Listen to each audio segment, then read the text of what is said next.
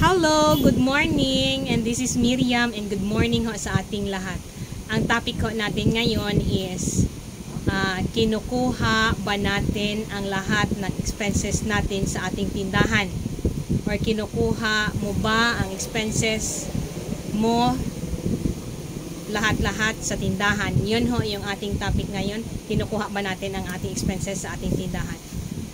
Kung ako ho ang tatanungin nyo, opo, from the start na nagtinda ako dito, kinukuha ko lahat ng expenses ko dito sa tindahan. And then until now, yung aking operation last August 2, yung aking tabso, lahat ng giopera sa katawan ko, yung inalis yung mayuma ko, kinuha din dito sa aking tindahan. Yan ha. So and nagpasalamat ho ako ngayon, and then dahil hanggang ngayon is buhay pa rin yung aking tindahan. So nag-function pa rin ha. Lumalago pa rin siya. Yan ha. Pero ang topic natin is kung kinukuha mo ba ang lahat ng expenses mo sa tindahan. Yan ha. Yung ating topic, ano ba ang dapat nating gawin? Ano ang dapat mong gawin? Yan ha. Bigyan ko kayo ng tatlong gawain. Gawain natin ito ha. Tatlong gawain natin or ginagawa ko. And then i-share ko sa inyo para malaman nyo din. Ito ay yung mga simple lang na paraan paano tayo makasurvive sa natin ha. Para malaman natin kung kailangan ba na ba talagang i-stop natin yung tindahan or i-continue natin dahil nag-function pa yun ha. Ito lang gawin natin. Yung tatlong bagay is ipagawa ko sa inyo is nakatry na ba kayo gawa ng fixed expenses ninyo kada buwan? Yan ho ha.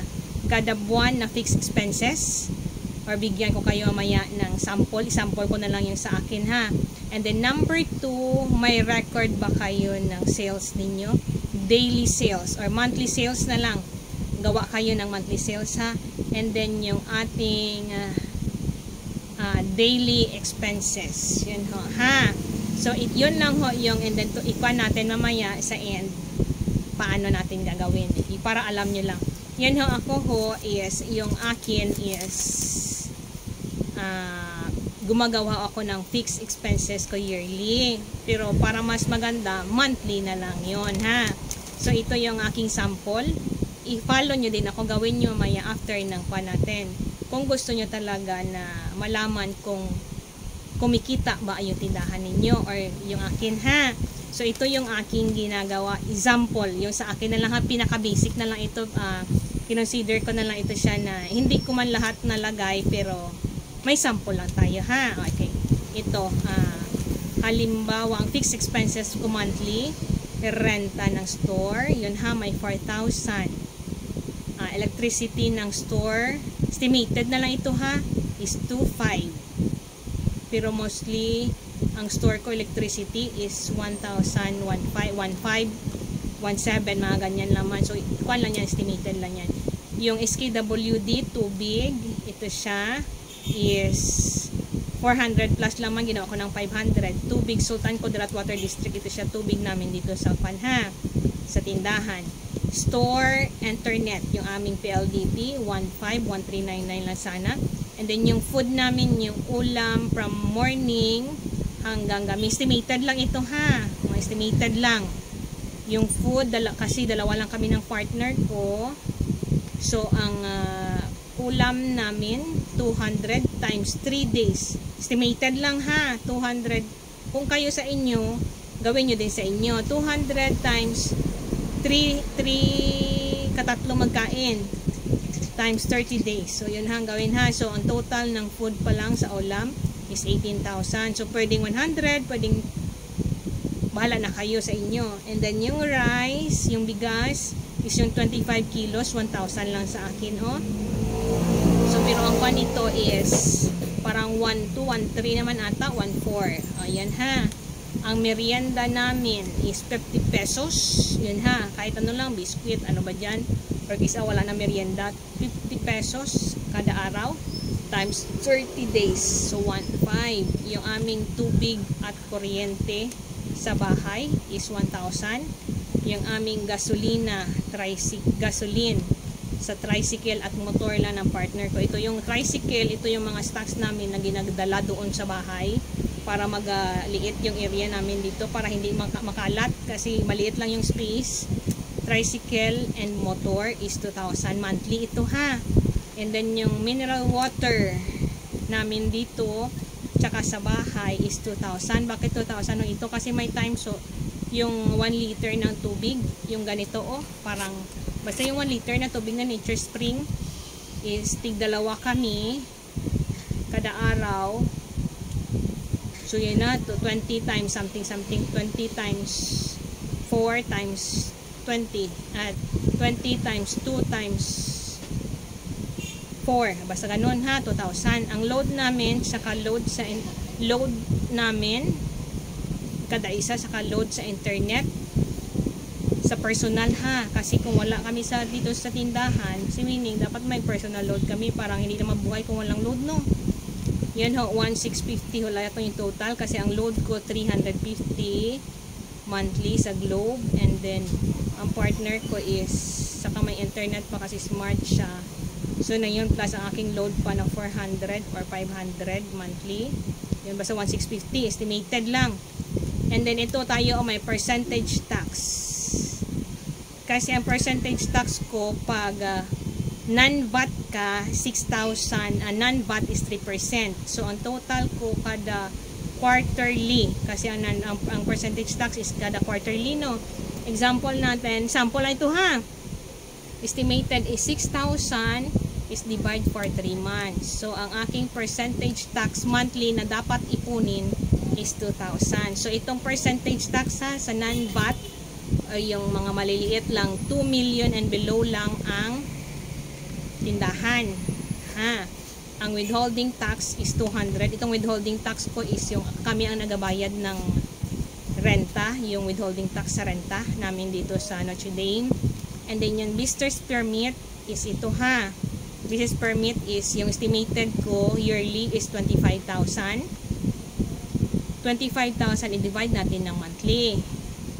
12 months, so 2,500 ang dapat na ipunin or kayo bahala anong iskarte nyo yan, itong percentage tax or withholding tax or itong business permit kung nag-ipon-ipon kayo dyan para sa ganyan, so mas mabuti, mas lesser yung ating expenses ha.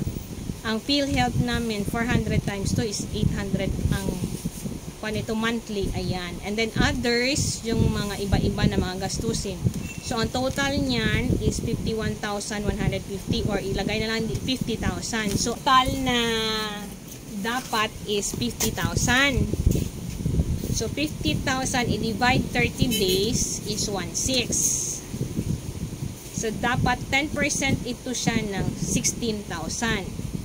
So, ang question nito, ang monthly ba na, ang daily ba natin sales is 16,000. Yan ha. Dito sa akin lang ito ha. So ang kung makita nyo is ilang rate ang markup na normal is 20 to 25%. So ang style ko doon, meron akong video dyan kung ano yun, hindi ko na ma-remember kasi ilang years na. 10% sa ipon and then 10% sa mga expenses. Yun ha. So kayo na lang style. So kung halimbawa hindi 16,000 ang monthly ninyo o mas lesser man o halimbawa lang is ganito, example sa akin. Dapat meron akong additional income. Ito ha. So itong akin ha, hindi pa 16,000 daw dapat ang aking daily na sales. Estimated kada araw. Yan ha. So kung may mga inipon tayo dyan na para sa business permit, kung ano-ano dyan, so mas mabuti, mas lesser yung ating fixed expenses, no? So dito sa akin is hindi pa kasali ang tawag nito, kung may mga anak kayo, ilang anak ninyo, kami is good for 2 lang ito ha. Sa inyo is kung may mga anak pa kayo, may ginapa-eskwela or ano pa dyan na other expenses. So the more na malaki pa expenses ninyo. So So kami, ito, mga estimated lang ito siya ha. So yung sa akin, dahil 16,000 dapat yung aking daily sales, ang ginagawa ko, dapat may additional income tayo. So ano yung mga additional income? Yung aking additional income, itong aking Xerox, itong aking traditional na A-loading. Itong A-loading ko, yung traditional sa Globe TM, is yun siya ho, ang ginagawa ko dyan. Hindi ko na yan siya ginakuha. Itong sa aking load, yung alam niyo ba yung 1650, load, tsaka load internet, tsaka yung aking store na internet, yun, doon ko ho ginakuha. So, safe na siya.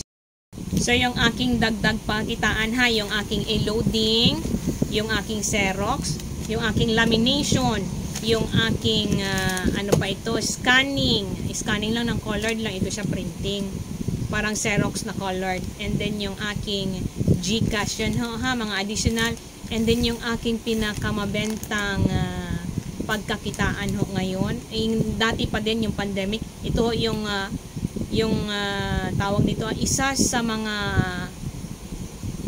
malakas na kita, yun ho, yung aking face mask, yun ho, yung face mask, malaki masyado yung aking pasalamat yan sa face mask na yan.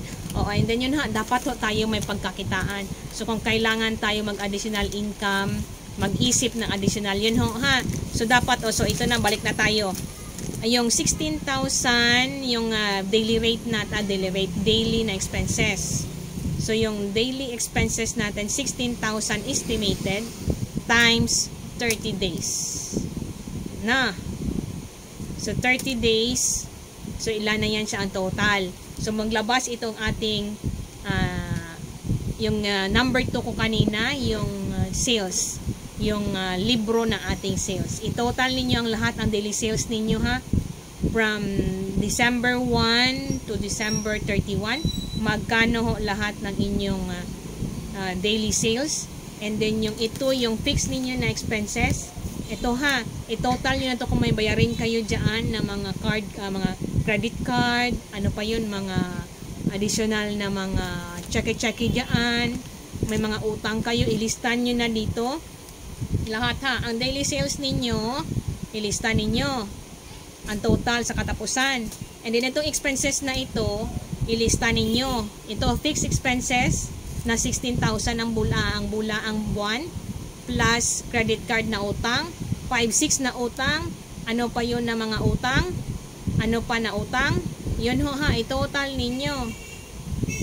So kung mas malaki ang expenses ninyo kaysa sa sales ninyo, yun ho ha, kailangan natin mag-additional income. So kung anong additional income ho, yun ho, yung kailangan sa tingin ninyo makadagdag kita dyan sa tindahan ninyo. Kasi kung in case na niya na magtingin lang kayo or mag-utang na naman kayo sa mga cost, sa mga kilala nyo na may 5-6, yung 10% and above, yun ho, malugi ho tayo hanggang magsara.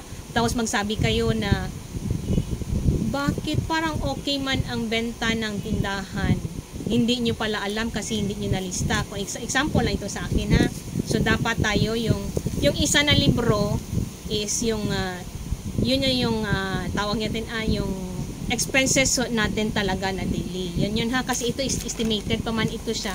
Fixed na estimated, fixed expenses natin na talagang expenses na bayarin na talaga natin ito ha.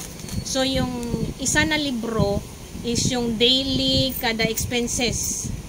Yung daily ninyo na expenses dyan, ilista.